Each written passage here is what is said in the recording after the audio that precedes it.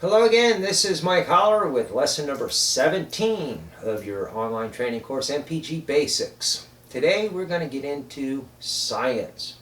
You know, fuel economy, aerodynamics, aircraft, whatever it is.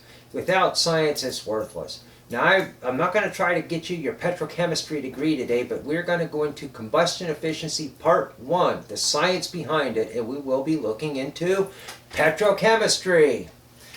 Chemicals is what make up our fuel. Petrochemicals more specifically.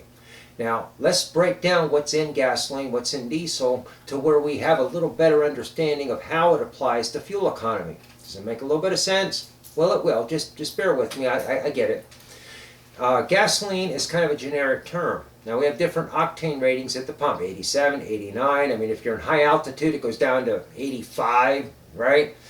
But gasoline consists of very, very light, relatively speaking, hydrocarbon fuels like pentane, pentagon, 5, pentastar. It's a 5-carbon hydrocarbon molecule.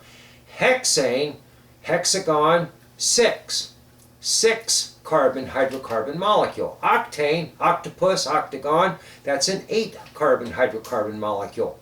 Now, there's something cool when you start looking at the petrochemistry. You got your smaller molecules like your pentanes and your hexanes. They're small. And in the chemical process, we have to dissolve everything and then turn it into water and carbon dioxide. The formula is HC plus O2 yields CO2, carbon dioxide, and H2O, water vapor.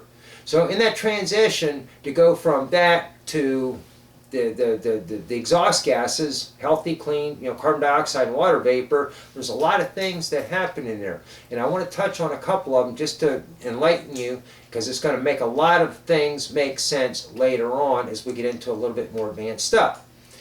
The heavy molecules, like the dodecanes, which is a 12-carbon hydrocarbon molecule. The decanes, decade, 10, that's a 10-carbon hydrocarbon molecule. The bigger the molecule, the longer it takes to burn.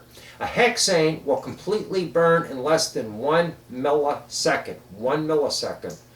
And it vaporizes at 135 degrees Fahrenheit. Remember, liquid fuel doesn't burn. Only the fuel that vaporizes, ... So we got to get it to vaporize. So hexanes vaporize very readily. The dodecanes vaporize at about 430 degrees Fahrenheit. And they take over 33 milliseconds to burn. This is part 1 of combustion efficiency. That's going to have significance in part 3 of our combustion efficiency lesson. But what happens in a gasoline engine is the spark plug goes off, and all of a sudden things take off. Now, gasoline is stable. Oxygen in the air is stable.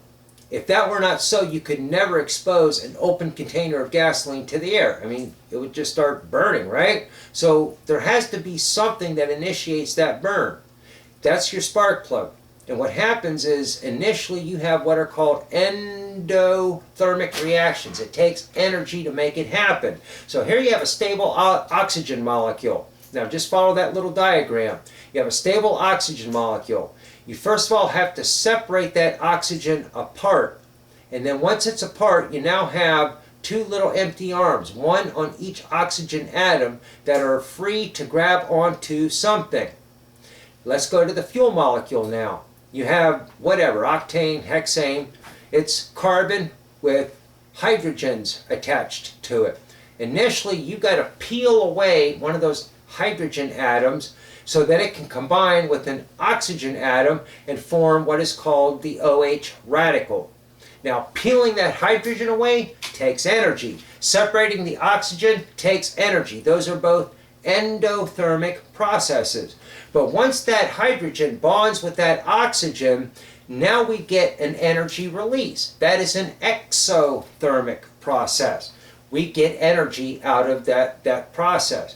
And when that happens, now we have energy that starts separating more oxygens, starts peeling away more hydrogens, and then they start bonding, and then there's more energy released. And now we're able to, split carbons apart, separate more oxygens. Now we start getting carbon monoxide and then carbon dioxide.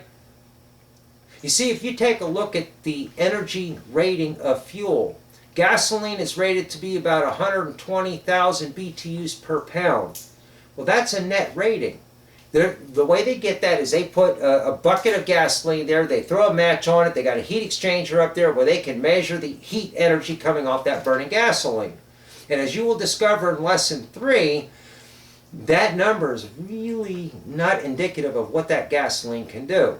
So what I want you to take away from today's lesson is the endothermic and exothermic processes involved in the burning of gasoline. Separate the oxygens.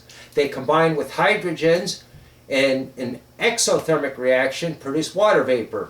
You separate the oxygens, they combine with the carbons in the fuel, and they produce carbon dioxide.